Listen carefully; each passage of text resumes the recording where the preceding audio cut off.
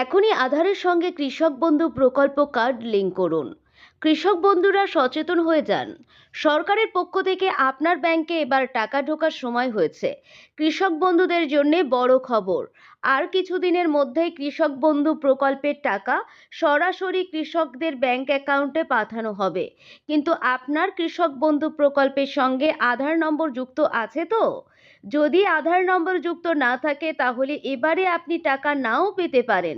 তাই এখনই জেনে নিন আপনার আধার নম্বর কৃষক বন্ধু প্রকল্পের সঙ্গে যুক্ত আছে কিনা। আর যদি না থাকে, কোথায় গেলে কিভাবে কৃষক বন্ধু প্রকল্পে আধার নম্বর যোগ করা যাবে।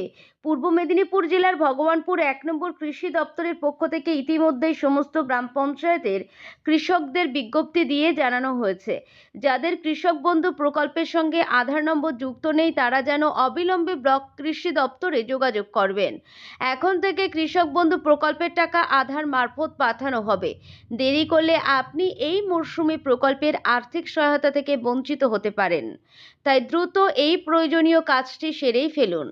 এখন প্রশ্ন হচ্ছে, কিভাবে বুঝবেন আপনার আধার নম্বর যুক্ত আছে কিনা।